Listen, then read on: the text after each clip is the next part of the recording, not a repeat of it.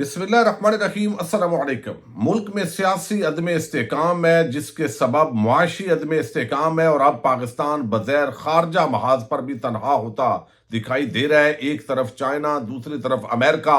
دونوں کی اپنی اپنی ڈیمانڈز ہیں، اور پاکستان جس طریقے سے اس وقت وہ سفارتی تنہائی کا بغیر شکار نظر آ رہا ہے، اور افغانستان کے ساتھ جو معاملات خراب ہوتے دکھائی دے رہے ہیں، ان حالات کے اندر یکجہتی کی ضرورت ہے۔ لیکن آپ دیکھیے،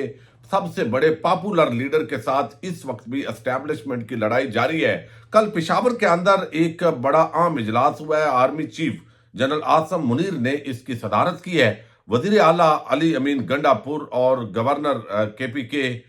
فیصل کریم کنڈی اس کے اندر شریک ہوئے ہیں، لیکن مختلف سیاسی جماعتوں کے جو رہنما ہیں ان کو بھی اس کے اندر دعوت دی گئی تھی، انہوں نے بھی شرکت کی ہے۔ اور پھر کراچی سے جماعت اسلامی کے جو امیر ہیں وہ بھی خاص طور پر اس اجلاس کے اندر پہنچے ہیں۔ کیا بڑا ہونے جا رہا ہے، آرمی چیف نے کیا گفتگو کی ہے، اور علی امین گنڈا پور اور تحریک انصاف کے لیے اس پورے معاملے کے اندر کیا پیغام ہے، یہ تفصیل میں نے آپ کے سامنے رکھنی ہے۔ دوسری طرف آپ دیکھ رہے ہیں کہ یہاں 26ویں آئینی ترمیم سے لے کر بڑے بڑے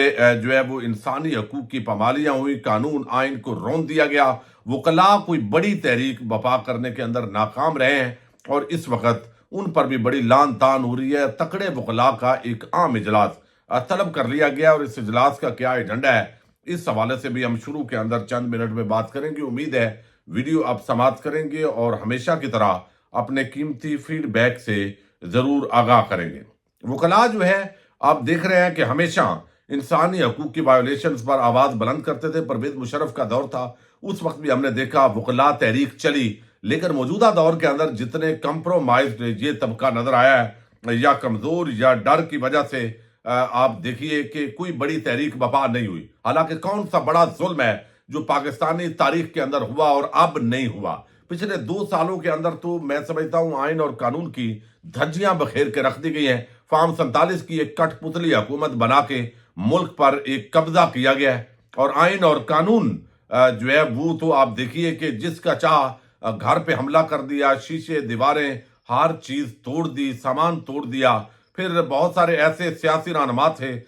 جن کے کاروبار تھے، ان کے کاروبار بند کر دیے گئے۔ دوسری طرف دعوے کیے گئے کہ SIFC کے ذریعے بہت بڑی سرمایہ کاری آ رہی ہے، اور یہ لارے لپے ہمیشہ وہ دیے جا رہے ہیں۔ لیکن وکلاء اعلان کرتے رہے، اظہار خیال کرتے رہے، اور اس کے بعد بالکل خاموش ہو گئے۔ کوئی بڑی مؤثر تحریک برپا نہیں ہوئی۔ میں سمجھتا ہوں بہت سارے وکلاء جو حکومتی ہیں ان کو تو بہت سارے پلاٹس کا لالچ، دیگر لالچ بھی دیا گیا، اور وہ چیزیں چلتی رہی ہیں۔ لیکن اب وکلاء نے ایک عام ایکشن کمیٹی بنائی تھی، اور اس کا اجلاس، افسوس یہ ہے کہ مہینے 2 مہینے کے بعد کوئی ایک اجلاس یہ بلاتے ہیں۔ کوئی بڑی توقع نہیں ہے، کوئی بڑے انقلاب کی امید نہیں ہے، لیکن اگر وکلاء کمیونٹی کسی نقطے پر اکٹھے ہو جائیں تو یہ یقینی طور پر ایک بہت بڑی تحریک برپا کر سکتے ہیں۔ چونکہ اس وقت جو کچھ ہو رہا ہے وہ پاکستان کی تاریخ کے اندر نہیں ہوا بھائی۔ نہ تو مارشل لا ہے، یعنی کھلا سامنے کٹ پتلیاں بٹھائی ہوئی ہیں، اور سارا کچھ کام وہ ہو رہا ہے کہ جیسے وہ ان کے ہاتھ میں ہے ہی کچھ نہیں۔ اور رانا ثناء اللہ اور حکومتی وزراء اس کا برملا اظہار بھی کر رہے ہیں، اور میاں جاوید لطیف تو روز آ کے یہ سارا اعلان کر رہے ہیں کہ ہمیں زبردستی عدم اعتماد کروایا گیا، ہمیں مجبور کیا گیا، ہم تو دودھ پیتے بچے تھے، اور پھر ہم نے یہ کیا۔ اور پھر وہ سہولت کاری آج بھی عمران خان کی جاری ہے، یعنی عمران خان کو جب تک خدا نہ خواستہ پھانسی نہ دی جائے تو نون لیگ والوں کی جو انتقام کی آگ ہے وہ ٹھنڈی نہیں ہوگی۔ حالانکہ آپ کے کرپشن، چوری، ڈکیٹی، منی لانڈرنگ، جعلی بینک اکاؤنٹ، اس طرح کے دھندوں کے باوجود آپ کو وزیر اعظم بنا دیا۔ آپ پر اس سے بڑی مہربانی کیا ہو سکتی ہے؟ اور ایک ایسا شخص جس کا کوئی بیرون ملک کاروبار نہیں، کوئی منی لانڈرنگ نہیں، کوئی کرپشن نہیں، لیکن اس کو ناجائز کیسوں کے اندر پھنسا دیا، لیکن ابھی بھی وہ خوش نہیں ہے۔ تو آل پاکستان وکلاء ایکشن کمیٹی کا اجلاس 15 جنوری کو کل 2 بجے اسلام آباد میں supreme court bar association کے آفس میں طلب کیا گیا۔ اجلاس کی صدارت منیر ملک کریں گے، یہ سابق supreme court bar association کے صدر ہیں، جبکہ اجلاس میں supreme court bar association کے سابق صدور Hamid Khan, Ali Ahmed Kurd, Abid Zuberi, secretary supreme court bar Salman Mansoor, Balochistan bar council کے vice chairman Rajab Khan Buledi advocate, chairman executive committee Aman Ullah Khan Kakar, Lahore high court bar association کے صدر Asad Manzoor Butt, Peshawar high court bar association کے صدر فدا گل، اسلام آباد ہائی کورٹ بار ایسوسیشن کے صدر ریاست علی آزاد، کراچی بار ایسوسیشن کے صدر عامر نواز وڑائج، لاہور بار ایسوسیشن اور کراچی ہائی کورٹ بار کے سابق صدر بیرسٹر صلاح الدین ممبر مبشر صاحب، چونکہ ابھی لاہور کے بنے ہیں صدر، ممبر سندھ بار کونسل حیدر امام رضوی سمیت ملک بھر سے وکلاء نمائندگان شرکت کریں گے اور اجلاس میں 26ویں آئینی ترمیم کے خاتمے کے حوالے سے تحریک پر غور ہوگا۔ ابھی بھی غور ہوگا، یعنی اور آپ نے جو ہے وہ کیا کرنا ہے، غور ہی کرتے رہنا ہے۔ تو بہرحال یہ ناکامی ہے اور کمزوری ہے وکلاء کی، چونکہ اس وقت بدقسمتی سے تقسیم اتنی ہے، ڈر ہے، خوف ہے، اور یہ ان چیزوں نے ہر طبقے کو ڈرایا ہے۔ اچھا، army chief general Asim Munir کی صدارت کے اندر، اب صدارت ہی اس کو کہیں گے چونکہ مرکزی چیئر پر جو بیٹھتا ہے وہی صدارت کرتا ہے۔ ایک طرف ان کے علی امین گنڈا پور ہیں، دوسری طرف ان کے جو ہے وہ فیصل کریم کندی ہے، اور یہ اجلاس جو ہے وہ شریک ہوا ہے، اور مختلف سیاسی جماعتوں کے رہنماؤں امیر حیدر ہوتی، سابق وزیر اعلیٰ پرویز خٹک اور محمود خان اور حافظ نعیم اور رحمان جماعت اسلامی کے امیر، وہ کراچی سے اس اجلاس کے اندر شریک ہوئے۔ اے این پی کی لیڈرشپ شریک ہوئی اور جے یو آئی کی لیڈرشپ شریک ہوئی، اور اس کے اندر جو ہے وہ عام معاملات کے اندر ان کو بریفنگ دی گئی۔ اب ایک سوال یہ پیدا ہوتا ہے کہ آرمی چیف کیوں صدارت کر رہے ہیں؟ اب یہ کہا گیا ہے کہ اس کو صدارت تو نہیں کہنا، لیکن دراصل یہ آرمی چیف چونکہ میزبان تھے اور باقی مہمان تھے، تو ان کو کچھ معاملات کے اندر بریفنگ دینا مقصود تھی، تو اس وجہ سے وہ جو ہے مرکزی چیئر پر بیٹھے ہوئے ہیں۔ چونکہ میزبان کی چیئر ہے، وہ اس کو صدارت کی جو چیئر ہے وہ بے شک آپ نہ سمجھے، لیکن اصل میں وہ ویسے بھی صدر بھی ہیں، وزیر اعظم بھی ہیں، وہ عہدوں سے ماورا چیز ہے جو اس وقت پاکستان کا آئین اور قانون وہ تو پیچھے رہ گیا ہے اور چیزیں بہت آگے بڑھ گئی ہیں۔ اب سوال یہ ہے کہ اس کے اندر ایک واضح مطلب یہ ہے کہ کل 27 دہشت گردوں کو جو ہے وہ ہلاک کرنے کا ہمارے اداروں نے دعویٰ کیا، جو بہت اچھی پیش رفت ہے۔ اگر واقعی وہ دہشت گرد ہیں تو یہ بہت بڑی خبر ہے، لیکن اب یہاں پہ اتنی تقسیم ہے، نفرت ہے، اور اس طریقے سے پاکستان کے سب سے بڑے مقبول رہنما، ان کو راستے سے ہٹانے کے لیے، ان کی جماعت کو ختم کرنے کے لیے پاکستان کی عوام کے مینڈیٹ پہ ڈاکہ ڈالا گیا، ناجائز بلے کا نشان قاضی فائد عیسیٰ اور نے سہولت کاری کی اور وہ چھینا گیا، اور پھر اس کے بعد جو ہے وہ 9 مئی کے آڑ کے اندر بہت بڑا دھندا ہوا، یعنی پولیس اور دیگر اداروں کا کبھی یہ دھندا 9 مئی کا کھلے گا تو اس کے اندر کتنے لوگوں کو ناجائز گرفتار کیا گیا، کتنوں کو دھمکیاں دی گئی، کتنوں سے پیسے بٹورے گئے، تو یہ بھی بہت کچھ جو ہے وہ کھلے گا۔ لیکن ابھی چونکہ ایسی چیزیں نہیں ہیں، لوگ بولیں گے کہ کس طرح کس کو بلیک میل کیا گیا۔ اگر آپ کا کوئی ایک جرم سے معاملہ ہے، لوگوں کو پکڑنا ہے، تو کم از کم اس کی آڑ میں جو اداروں کے اندر بیٹھے ہوئے لوگ 2 نمبری کرتے ہیں اس پہ بھی نظر ہونی چاہیے۔ اچھا، اب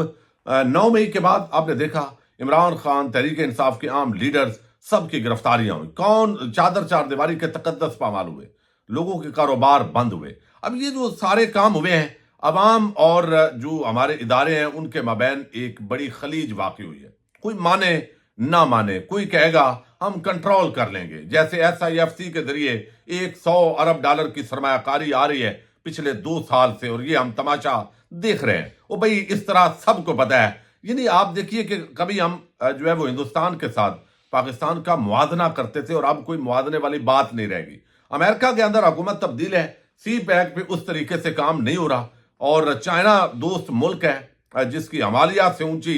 دوستی ہے، لیکن وہ بھی اب اس طرح کے معاملات نہیں رہے، بلکہ وہ متبادل افغانستان کے روٹ کے ذریعے جو ایران ہے اس کے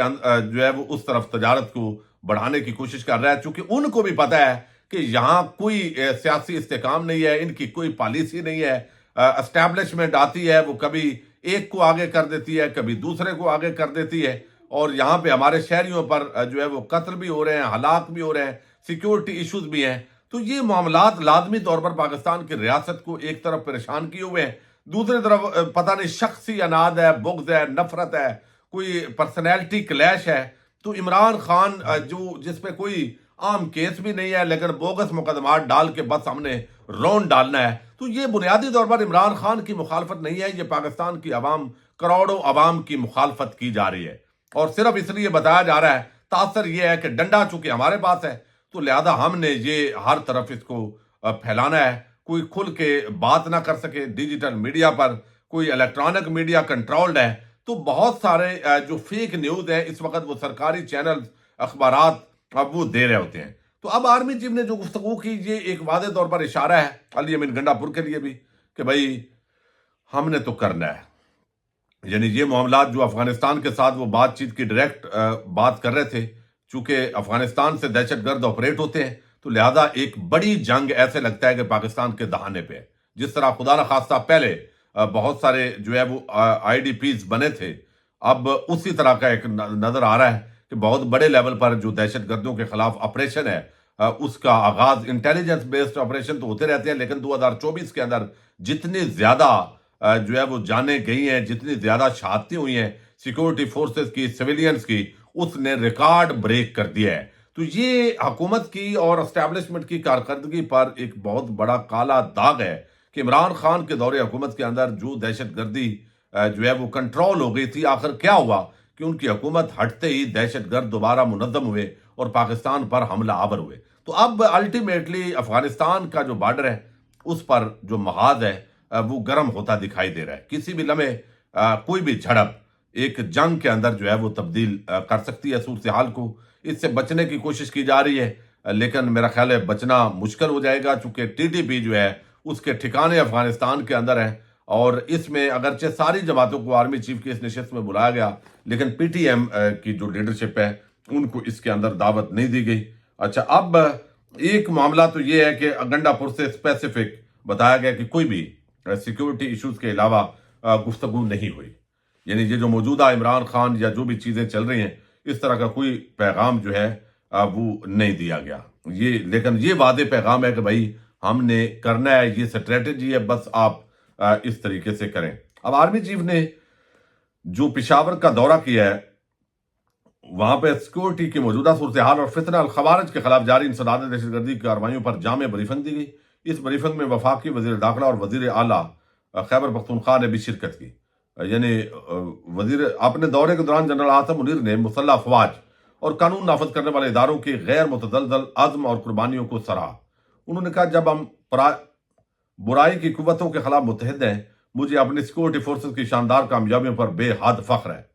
اب پتہ نہیں برائی کی جو قوت ہے وہ صرف طالبان کو ہی کہہ رہے ہیں یا اس وقت تک تو جو نظر آ رہا ہے تو وہ پی ٹی آئی کو بھی اسی کھاتے میں ڈالتے ہیں. مجھے اپنی سیکورٹی فورسز کی شاندار کامیابیوں پر بے حد فخر ہے. انہوں نے مزید کہا کہ افواج نے دہشت گرد تنظیموں کی آپریشنل صلاحیتوں کو کم کرتے ہوئے ان کے نیٹ ورکس کو ختم کیا ہے اور ان کے مذموم ایجنڈے کو ناکام بنایا. اب اگر ان کے نیٹ ورک کو ختم کیا ہے تو پھر دہشت گردی کیوں ہو رہی ہے؟ تو یہ سوال بھی بہرحال اپنی جگہ ہے. میرا خیال ہے یہ پرانے جملے ہیں اور ان کو چھوڑ کے جو ریالٹی ہے وہ بتانی چاہیے. جنرل عاصم منیر نے اس بات پر زور دیا ہے کہ ہماری افواج نے انتھک محنت سے دہشت گردوں کے عام لیڈروں کا تعاقب کیا ان کے بنیادی ڈھانچے کو تباہ کیا اور ان کے سیلوں کو بے اثر کر دیا جس سے یہ واضح پیغام گیا ہے کہ دہشت گردی کی ہمارے ملک میں کوئی جگہ نہیں ہے. یہ جنگ جاری ہے اور اس سے اس کے منطقی انجام تک پہنچائیں گے. ویسے انٹیلیجنس بیسڈ جو آپریشن ہوئے ہیں وہ کافی کامیاب ہوئے. افغانستان کے اندر بھی اٹیکس کیے گئے ہیں حالانکہ وہاں کی حکومت نے ان کو درست نہیں مانا لیکن یہ ضرور ہے کہ انٹیلیجنس جو ہمارے ایجنسیز ہیں وہ اس حوالے سے کافی زبردست کام جو ہے وہ دہشت گردوں کے خلاف سر انجام دے رہی ہیں. آرمی چیف نے شہریوں کے تحفظ اور امن و امان کے قیام میں قانون نافذ کرنے والے اداروں کی انتھک کوششوں کو بھی سراہا. ہر آپریشن سیکورٹی فورسز کی جرات پیشہ ورانہ مہارت اور آپریشنل تیاریوں کا ثبوت ہے. جنرل عاصم منیر نے واضح کیا کہ قوم کے امن کو خراب کرنے کی کسی بھی کوشش کا فیصلہ کن اور زبردست طاقت سے جواب دیا جائے گا. انہوں نے کہا دشمن اختلاف اور خوف کے بیج بونے کی کوشش کر سکتا ہے لیکن ہم باز نہیں آئیں گے. دشمن عناصر سے آنی ہاتھوں سے نپٹا جائے گا. وہ بھاری نقصان اٹھاتے رہیں گے اور نقصان پہنچانے کی ان کی صلاحیت ختم ہو جائے گی. یہ اب ساری چیزیں جو ہے انہوں نے مختلف سیاسی رہنماؤں نے اس ملاقات میں کی ہے. دہشت گردی کے خلاف جو جنگ ہے آگے جو صورتحال ہے اس وقت جو کچھ ہو رہا ہے اس حوالے سے بظاہر جو ہے وہ بریفنگ دی گئی ہے اور اعتماد میں لیا گیا ہے سیاسی لیڈرشپ کو تاکہ کل کو کوئی اور جو موقف ہے وہ نہ آئے. یہ سارا جو معاملہ ہے یہ اس ملاقات کا لب لباب ہے. لیکن بات وہی ہے اگر قیدی نمبر 804 جیل میں ہے جو سب سے زیادہ مقبول رہنما ہے ایک صوبے کے اندر ان کی حکومت ہے اور اگر یہ معاملات سیٹل نہ ہوئے تو آپ جتنی بڑی جنگ کریں، دہشت گردوں کے خلاف جنگ میں ہمیشہ پاکستانی عوام اپنی افواج کے ساتھ کھڑی ہوئی ہے، لیکن اس مرتبہ جو حالات ہیں، بدقسمتی سے، یعنی یہ ہماری خواہش نہیں ہے، لیکن بدقسمتی سے اسٹیبلشمنٹ کی پالیسیز اور موجودہ جو کٹ پتلی ٹولہ ہے اس کے ذریعے اور ان کی حماقت کی وجہ سے اس نیج پہ پہنچ گئی ہے کہ خدا نخواستہ اس ساری صورتحال سے دہشت گرد فائدہ اٹھا سکتے ہیں۔ اب بہتری اسی میں ہے ہماری ریاست کی، عوام کی، کہ معاملات کو سیٹل کر کے پہلے سیاسی استحکام آئے اور یہاں پہ جو ناجائز ایک فارم 47 کا قبضہ ہے وہ واپس ہو، پراپر عوام کی حکومت ہو، اور پھر جو بھی ڈیسیژن میکنگ ہے وہ عوام کی حکومت کرے، تو ہم یہ جو خطرات ہیں اس سے نبرد آزما ہو سکتے ہیں، ورنہ طاقت کے زور پہ ایک نئی جو جنگ ہے یا بہت سارے سوالیہ نشانات اس پر ہیں، وہ مزید پریشانی کا باعث بھی بن سکتی ہے۔ پاکستان زندہ باد۔